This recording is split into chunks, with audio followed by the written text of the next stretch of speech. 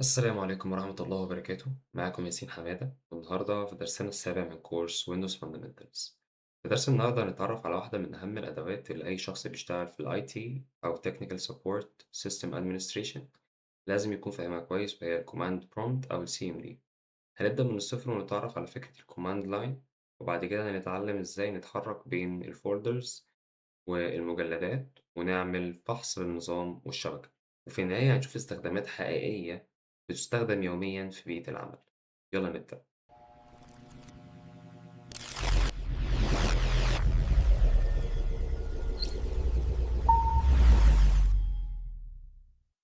في الدرس ده كالعادة عندنا محاور رئيسية. أول محور هو أساسيات ال CMD وإن إحنا نتنقل بين الفولدرز. تاني حاجة إن إحنا ندير الفولدرز دي ونعمل مثلا نعملها create وننقلها ونحذفها كمان. طيب، تالت حاجة هي هنشخص المشاكل بتاعة النظام والشبكات باستخدام أوامر مهمة جدًا، وأخيرًا بعض المهام الإدارية والنصايح اللي هتساعدنا نشتغل بشكل أسرع وأكتر احترافية. في نهاية الدرس إن شاء الله هتكون قادر تفتح CMD وتنفذ معظم العمليات الأساسية بنفسك. طيب، إيه هو أصلًا CMD؟ هو CMD أو Command Prompt هو واجهة سطر أوامر أو Command Line Interface أو زي ما إحنا بنقولها CLI. بدل ما نتعامل مع كل الصفحات والicons زي ما بنعمل في الويندوز بشكل عادي، إحنا هنا بنتعامل بالنصوص والأوامر المكتوبة، بمعنى إنك تكتب أمر معين والنظام ينفذ مباشرة. الميزة الكبيرة هنا إنك بتتواصل مع النظام بشكل مباشر، وده بيديك سرعة وتحكم أكبر. عشان كده أي شخص شغال في الدعم الفني أو إدارة الأنظمة أو الشبكات بيستخدم CMD بشكل يومي بدل ما يضيع وقته مع ال GUI. إيه هو أصلا ال GUI؟ إيه الفرق بين ال CLI وال GUI؟ خلينا نقارن بين طريقتين التعامل مع النظام. الأولى اللي هي ال GUI اللي هي Graphical User Interface، إن أنت يطلع لك مثلا تدوس على أي أيكون لأي أب والأبلكيشن يفتح عادي بواجهة وصفحة وزراير وحاجات شبه كده. الأبلكيشن يفتح بمنتهى السلاسة، وهو الواجهة الرسومية اللي إحنا كلنا متعودين عليها، زي مثلا إنك تفتح فولدر من خلال إن أنت تضغط عليه بالماوس وغيره. أما ال CLI ال Command Line Interface فبتكتب أمر للوصول لنفس النتيجة، بتعمل نفس بتحقق نفس النتيجة لكن عن طريق أمر بأمر، مش عن طريق تكليك على حاجة أو حاجة. ال GUI أسهل للمستخدم العادي، لكن ال CLI أسهل وأسرع بكتير من المهام، خصوصًا لو بتكرر نفس العملية عشرات أو مئات المرات. كمان الأوامر يمكن تحويلها إن أنت تعملها script وتعمل لها حاجة اسمها الأتمتة بمنتهى السهولة. عشان كده معظم الخوادم والسيرفرات بتعتمد بشكل كبير على الcommand line. طيب، عشان نفهم الCMD بشكل أفضل لازم نرجع شوية للتاريخ. قبل ويندوز بالشكل اللي نعرفه النهاردة كان في نظام اسمه MS-DOS، وكان كله بيعتمد على كتابة الأوامر. مع تطور ويندوز ظهرت الواجهات الرسومية، لكن مايكروسوفت احتفظت بCMD لأنه مازال مهم جدا جدا للناس المحترفين. في المستقبل ظهر بعد كده حاجة اسمها الباور شيل. الباور شيل هو أقوى وأحدث من CMD وبيوفر إمكانيات ضخمة للأتمتة وإدارة الأنظمة، لكن ال CMD مازال مستخدم حتى اليوم في كتير من المهام الأساسية والسريعة. طيب، دلوقتي هنشوف إزاي نفتح ال CMD وناخد جواه لفة بسيطة. يلا بينا. رجعنا تاني كالعادة، عندنا الديسكتوب بتاعنا. عندنا أكتر من طريقة عشان نفتح بيها ال CMD. ممكن نيجي هنا من الستارت منيو وندوس نكتب CMD، وهنلاقي كده بالمنظر ده. ممكن تعمله run as administrator أو open زي ما أنت عايز. نيجي نشوف، فتح بمنتهى البساطة. في طريقة تانية إن إحنا نفتح ال CMD. ممكن ندوس على Windows R ونكتب هنا CMD، هيفتح لنا CMD تاني. إحنا أحيانا هنحتاج نشتغل CMD كمسؤول أو administrator، وده مهم جدا عن لو هننفذ أوامر بتأثر على النظام أو إعدادات الأمان. لو الأمر محتاج صلاحيات عالية وما شغّلتش CMD كمسؤول، ممكن يفشل التنفيذ. لمّا تفتح الCMD هتشوف السطر بالشكل ده. طيب، إيه هو السطر ده؟ هو ده اسمه prompt. الجزء الأول بيوضّح مكانك الحالي داخل النظام، هو ده الpath بتاعك، أنت فين دلوقتي، والسهم ده فهو المكان اللي هتكتب فيه الأوامر. تمام؟ كل أمر بتكتبه وتضغط enter بيتم تنفيذه بشكل مباشر. فلازم دايمًا تكون عارف أنت واقف في أنهي folder قبل ما تنفذ أي أمر من الأوامر دي. إحنا هنا في partition الC، في جوّه partition الC folder اسمه user وجوه اليوزرز عندنا فولدر تاني اسمه ياسي. وزي ما احنا عارفين ان ويندوز بينظم الفولدرز بشكل هرمي، فبنبدأ بقى بشكل عملي نعرف معظم الأوامر المهمة اللي إن شاء الله تساعدنا في استخدام أصلا السي ام دي، وإن احنا إزاي نقدر إن احنا نتعامل معاه. احنا عندنا أول أمر وهو داير، وده من أهم وأكتر الحاجات اللي إحنا هنتعامل معاها إن شاء الله في المستقبل. خلينا بس نكبر البتاع ده كده شوية. هنا زي ما إحنا كنا في السطر ده وكتبنا كلمة داير، طلع لنا كل الكلام ده. إيه هو الكلام ده؟ وداير دي يعني إيه؟ داير دي stands for directory، أو طلع لي كل الدايركتوريز اللي في ياسي. معنى كده إن أنا عندي جوه ياسي ده فولدر اسمه contacts documents downloads favorites إلى آخره. وعرفنا دلوقتي إن داير دي هي الحاجة اللي بتعرفنا إيه الملفات اللي جوه المسار اللي إحنا جواه، جوه ياسي ده في الفولدرات دي. طيب دلوقتي إحنا عايزين مثلا ندخل على فولدر جديد جوه ياسي. إحنا دلوقتي شفنا كل الفولدرز اللي جوه ياسي. ياسي ده جواه كذا كل الحاجات دي. مثلا عايز أدخل على داونلودز، فهنتعلم أمر جديد بيدخلنا على الفولدر اسمه سي دي. سي دي بيدخلنا جوه الفولدر وبيضيفه للباث بتاعنا. يعني بعد ما ندوس سي دي داونلودز، إيه اللي هيحصل؟ هيبقى سي يوزرز ياسي، وهيتعمل سلاش تانية أو باك سلاش تانية ويكتب كلمة داونلودز. في معظم التيرمينالز هي كيس سنسيتيف. يعني إيه كيس سنسيتيف؟ إن أنا لو كتبت داونلودز بالشكل ده مش هيدخلني، لأن هنا زي ما إحنا شايفين الدي مكتوبة كابيتال، لكن هنا في السي ام دي لو كتبنا داونلودز بالمنظر ده هيدخلني عادي، ما فيهاش أي مشكلة، وهيبقى فاهم إن أنت عايز تدخل على داونلودز. طيب زي ما دخلنا وشفنا على الداونلودز، انا عايز اعرف والله هو ايه الفولدرز اللي جوه الداونلود، فهنستعمل نفس الامر اللي احنا استعملناه فوق اللي اسمه داير. زي ما انتم شايفين انا عندي دلوقتي اكتر من ملف جوه الداونلودز. طيب انا عايز ارجع، انا خلاص خلصت هنا، كنت عايز بص على الحاجات اللي عندي وعايز ارجع. اعمل ايه؟ زي ما قلنا سي دي هي دي اللي بتنقلك في كل الاماكن. سي دي وندوس دوت. نرجع، شال هو كلمة داونلودز ورجعنا لياسي زي ما احنا كنا موجودين فوق. أصبح إن احنا كده عندنا سي دي ده هو من أهم الأوامر الموجودة عندنا، وخصوصا النقطتين دول، لأن السي دي النقطتين ده أنت هتستعمله كتير قوي في كل حتة، لأن أنت بتبقى محتاج إن أنت تخلص بشكل أسرع. أنا مثلا دلوقتي عايز أمسح الشاشة، عشان هي كده كتير قوي، يعني مش خلاص عايز أبدأ الشاشة من فوق مثلا، أو أنا حد عنده أو سي دي عايز الموضوع يبقى شكله منظم، ممكن أكتب سي ال بس وادوس انتر، كل حاجه هتتمسح. انا دلوقتي مثلا زي ما احنا شفنا كتبت دي اي ار عشان اشوف كل الفولدرز اللي جوه ياسي، وطلعت معايا بالشكل ده. طيب ممكن اعرض الملفات بشكل تاني مختلف. ممكن اكتب دي اي ار سلاش دبليو وهيطلعوا لنا بالشكل ده كانهم ايكونز كده: contacts documents downloads search videos وين درايف والحاجات دي الى اخره. طيب ننتقل دلوقتي ان احنا ازاي نصنع دايركتوري او نصنع. انا دلوقتي فين؟ انا في ياسي، عايز اعمل مثلا داير علشان اعرف هو انا عندي ايه وعايز اعمل الفولدر فين. ممكن نعمل الفولدر في حاجة فاضية تماما، فانا تقريبا عندي الكونتاكس دي، مش يعني الكونتاكس دي فاضية. كونتاكتس، دخلني في الكونتاكست. تعالى نخش الداير فاضي. طيب كويس جدا. ممكن نعمل هنا الفولدرز بتاعتنا بتاعت التست، وعشان الموضوع يبقى ايه واضح اكتر. اول حاجه نعمل سي ال اس علشان الدنيا تنضف كده معانا بمنتهى البساطه والسلاسه. احنا عندنا عايزين نعمل ميك دايركتوري، فبمنتهى البساطه هناخد اول حرف من كلمه ميك واول حرف من كلمه دايركتوري، وهو ده الامر اللي احنا هنعمل بيه الدايركتوري. ممكن نعمل MD مثلا، نسمي اللي احنا عايزين نعمله تيست، ندوس انتر. طيب يعني انت ما شفتش حاجة حصلت في الحتة دي. الحتة دي عندك فاضية تماما، بس لو جيت تعمل داير هتلاقي في فولدر جديد اسمه تيست اتضاف معانا. في عندنا حاجة تانية بتخلينا نعمل برضو فولدر او نعمل دايركتوري. في بدل MD زي ما قلنا فوق ميك دايركتوري، هنعمل حاجة تانية وهي أشهرهم الصراحة، اسمها MK داير. بعد يمكن داير نكتب مثلا تيست 2، ونيجي نكتب داير عشان نشوف الدايركتوريز اللي عندنا، هنلاقي إن بالفعل في فولدر جديد ضاف اسمه تيست 2. طيب لو إحنا طيب ننظف بس كده الدنيا. لو إحنا عايزين نعمل folder تاني بس هو text file، إزاي نعمل text file جوّه حاجة من ضمن الحاجات دي؟ ممكن نكتب أمر جديد ده type null ونعمل سهم ده، وبعد كده نعمل test.txt. تمام.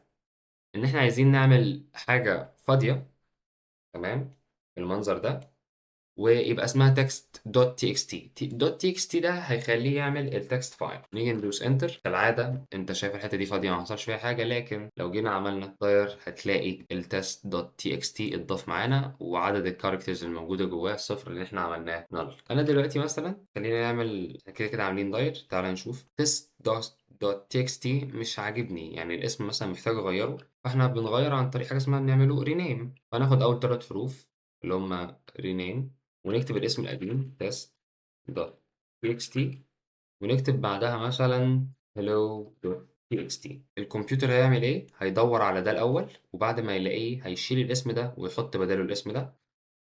نيجي نشوف نعمل dir هنلاقي إن بالفعل test.txt اتشال واتضاف بداله حاجة اسمها hello.txt. تمام؟ كل الحاجات دي إحنا عملناها من غير ما نفتح بقى هنا وندوس new folder وندوس ما أعرفش إيه وtext document. ما عملناش كل الكلام ده، إحنا عملنا كل الحاجات دي باستخدام الCMD. علشان الشرح يبقى مفصل بشكل أكتر خلّينا ننتقل هنا في الCMD للديسكتوب. طيب دلوقتي خلّينا نعمل recap سريع. طيب خلّونا دلوقتي نعمل recap سريع على موضوع الmake dir والحاجات دي كلّها. قلنا ممكن نعمل MD ونكتب بعد كده ياسين.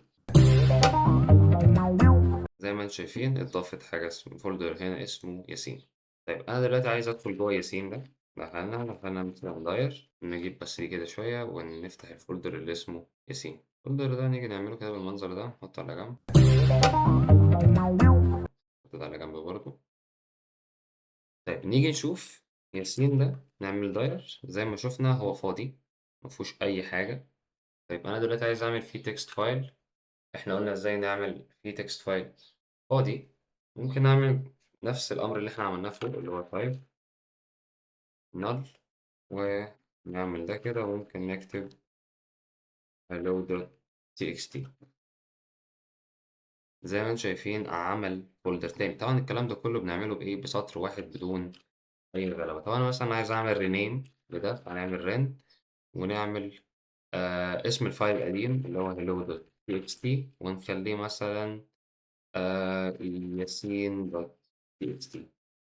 زي ما قُلنا الويندوز هيعمل إيه دلوقتي، هيدوّر على ده، هيلاقيه، هيمسح الاسم، هيحط الاسم الجديد. نيجي نعمل enter هنلاقي إن هو اتغيّر وبقى اسمه ياسين. طب أنا دلوقتي عايز أمسح الtext file اللي اسمه ياسين ده. بمنتهى البساطة إحنا عندنا بنعمل الكلام ده بحاجة اسمها عايزين نعمل له delete. فهنكتب أول 3 حروف من كلمة delete. والله أنا عايز أعمل delete ياسين.txt done. شوية ومش هنلاقي الfolder هنا. الموضوع بمنتهى البساطة. طيب أنا دلوقتي عايز أمسح الfolder اللي اسمه ياسين.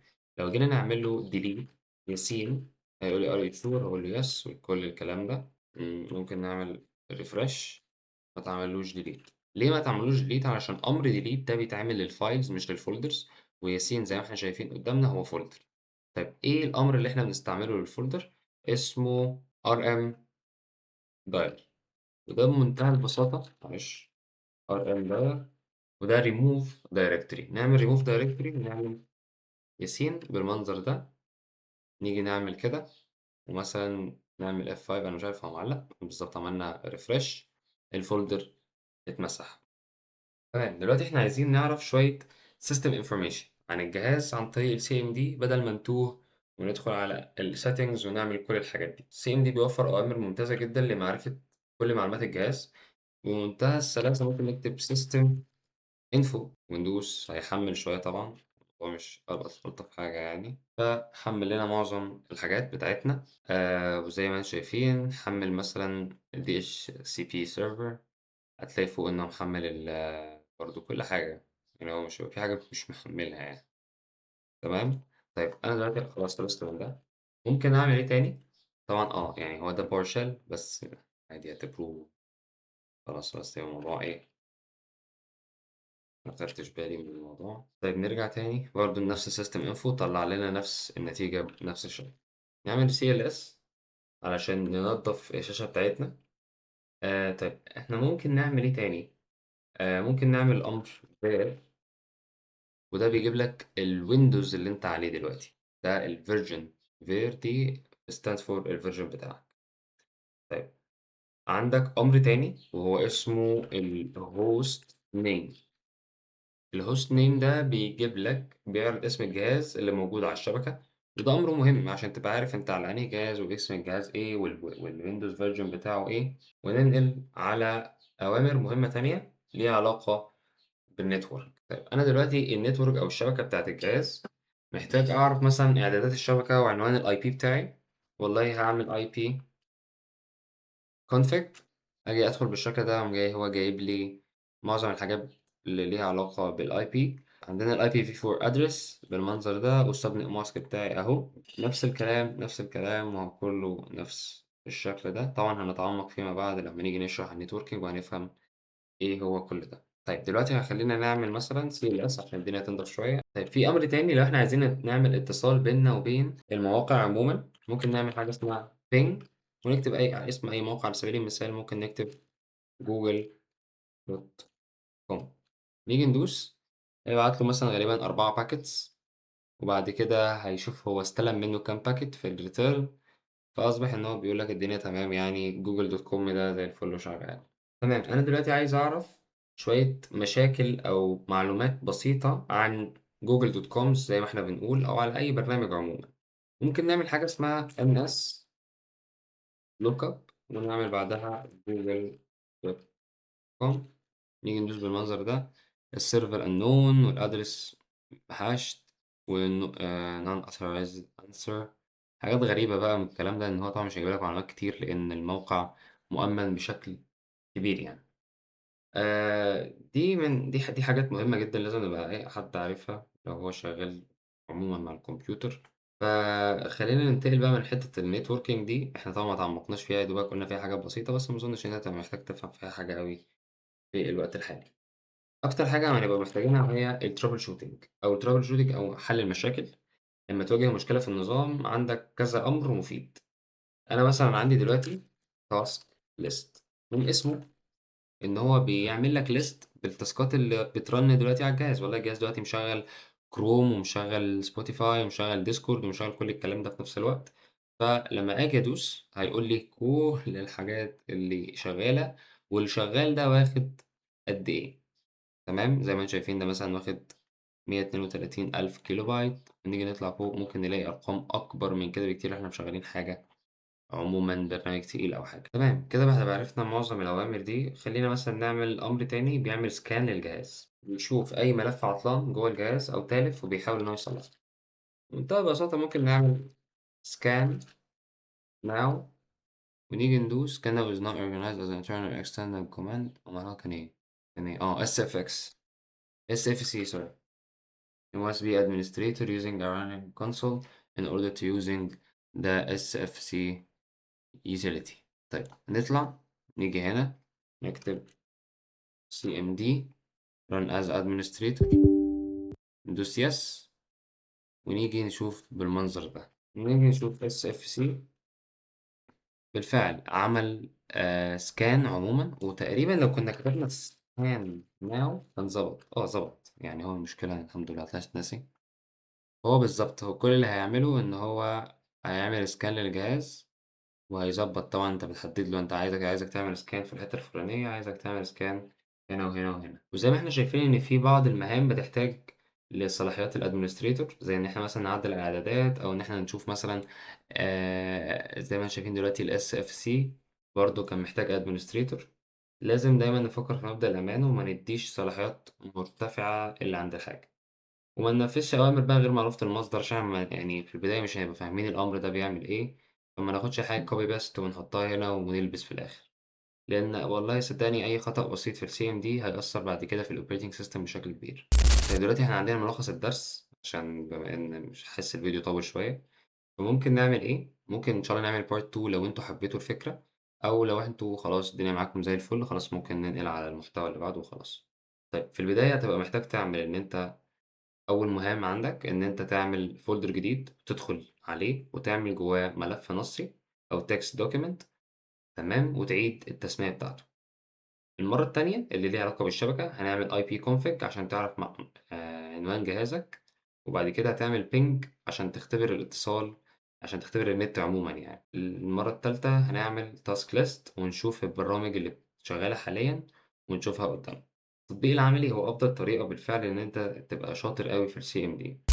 وبكده نكون وصلنا لنهاية الدرس. النهارده اتعلمنا إيه هو الCMD والفرق بين الCLI والGUI، وإن إحنا إزاي نتنقل بين المجلدات وندير الملفات وفحص النظام والشبكات، ونستخدم أوامر الاستكشاف بتاعة الأخطاء بقى اللي هي مثلًا SFC أو scan now. ولازم إن أنتم تطبقوا عملي كنصيحة مني يعني، وفي الدرس الجاي إن شاء الله هنبدأ إن إحنا نختم الكورس بتاعنا وهنتكلم عن الأمان والsecurity داخل الWindows، وإزاي نبقى secured وإحنا بنستعمل الWindows بتاعنا. لو عجبك الفيديو ما تنساش تدوس لايك وتعمل اشتراك للقناة علشان نكمل، وفي رعاية الله.